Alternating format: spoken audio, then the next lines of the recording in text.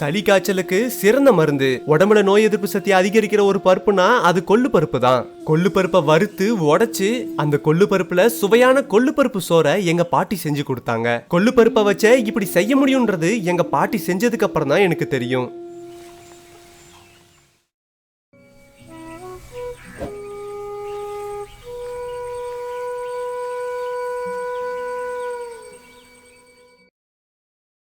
இப்ப கொள்ளு பருப்பு சோறுக்கு தேவையான மசாலாக்களை பாத்திரலாம். 1/2 கிலோ கொள்ளு பருப்பு, 4 பெரிய வெங்காயம், நம்ம புளி சேர்க்க போறதில்ல, அதனால 10 தக்காளி, 2 வெள்ளைப்பூண்டு, இஞ்சி, மிளகு சீரகம், 10 பச்சை மிளகாய், கடுகு, 10 வரமிளகாய், 3 முருங்கைக்காய், 1 கிலோ அரிசி, கறிவேப்பிலை, கொத்தமல்லி.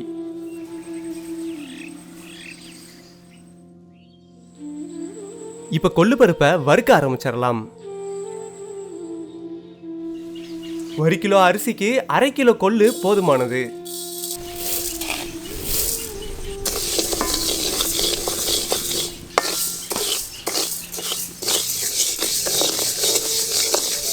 கொள்ளு இந்த மாதிரி சரியான பதம் வர வரைக்கும் வறுத்துக்கிட்டே இருக்கணும். இப்ப கொள்ளு பருப்பை வறுத்தாச்சு.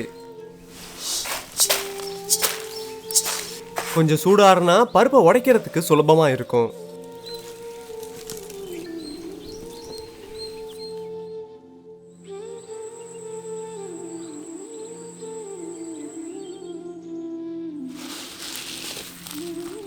இப்ப கொள்ளு பருப்பை ஆரிய கல்ல போட்டு உடைக்க ஆரம்பிச்சிடலாம்.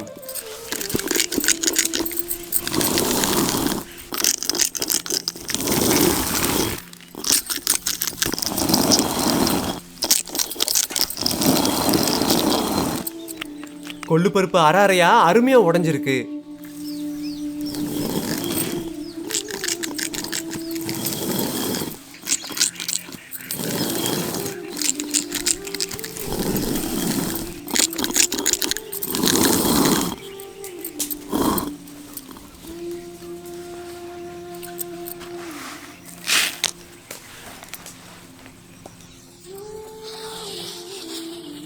இப்ப கொள்ளு பருப்புல இருக்க தொழும்பு எல்லாத்தையும் புடைச்சு எடுத்துடலாம்.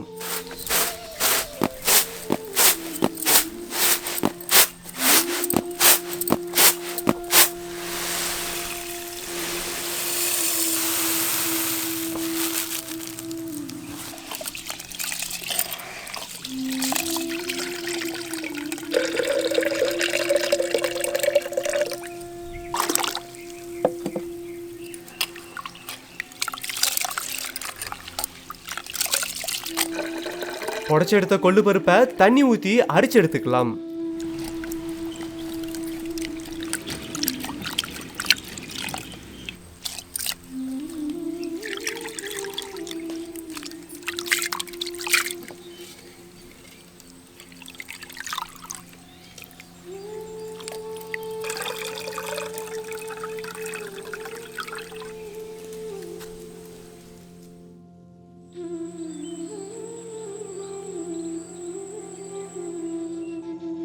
இப்ப மிளகு சீரகத்தை அம்மியில வச்சு அரைக்க ஆரம்பிச்சிடலாம்.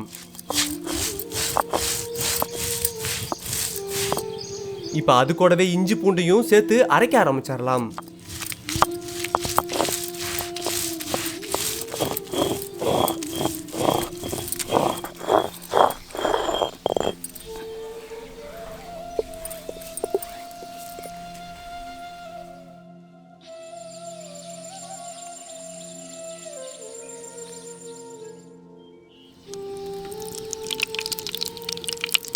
இப்ப சட்டியில கொஞ்சம் எண்ணெயை ஊத்தி கடுகு சேர்த்துக்கலாம். கடுகு நல்லா பொரிஞ்சதும் கொஞ்சம் சீரகத்தை சேர்த்துக்கலாம். இப்ப வரமிளகாயை சேர்த்துக்கலாம். இப்ப பச்சை மிளகாயை சேர்த்துக்கலாம். இப்ப நம்ம அரைச்சு வச்சிருந்த இஞ்சி பூண்டு மிளகு சீரகத்தை சேர்த்துடலாம். இப்ப கொஞ்சம் கறிவேப்பிலையை சேர்த்துருவோம். இப்ப பெரிய வெங்காயத்தை சேர்த்துடலாம்.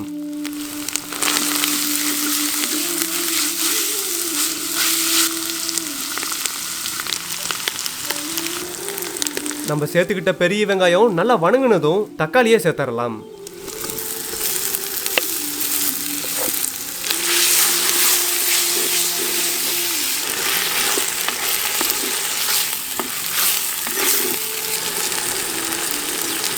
இப்போ முருங்கைக்காயை சேர்த்துக்கலாம். பருப்பு சோறுன்றதுனால நாங்கள் முருங்கைக்காயை சேர்த்துக்கிட்டோம். முருங்கைக்காய்க்கு பதிலாக கேரட் பீன்ஸை கூட சேர்க்கலாம்.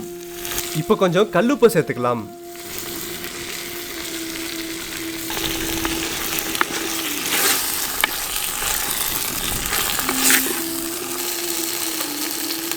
இப்போ கொள்ளு பருப்பை சேர்த்துடலாம்.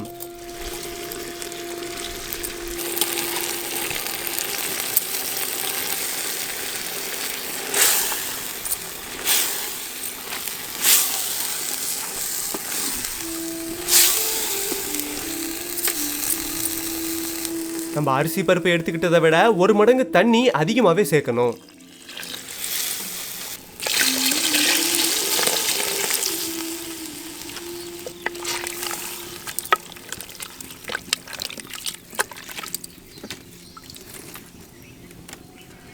இப்போ பருப்பு முருங்கைக்காய் வேகிறதுக்காக கொஞ்சம் தண்ணி ஊற்றி மூடி வச்சிடலாம்.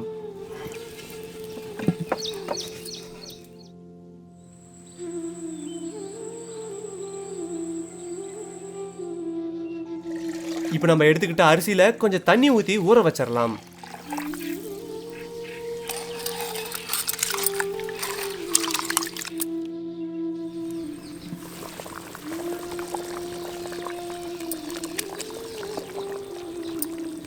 கொள்ளு பருப்பு இப்போ நல்லா வெந்துருச்சு.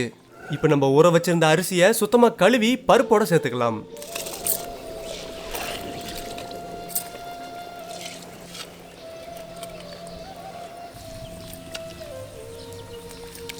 இப்போ அரிசி வேகிறதுக்காக மறுபடியும் சட்டியை மூடி வச்சிடலாம்.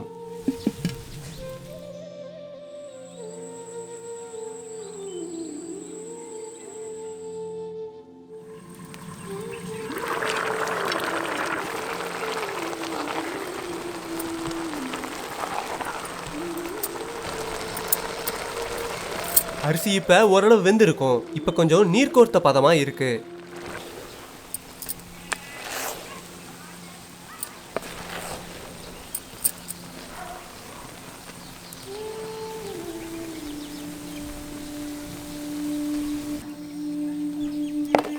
இந்த மாதிரி இலையை வச்சு மூடி அனல் இல்லாம அடுப்பு மேல வச்சிடலாம்.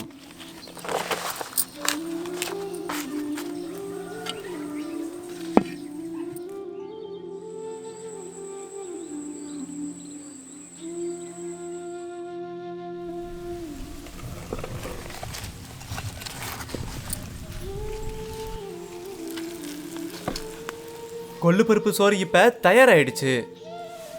சாப்பிடவும் அருமையா இருந்தது.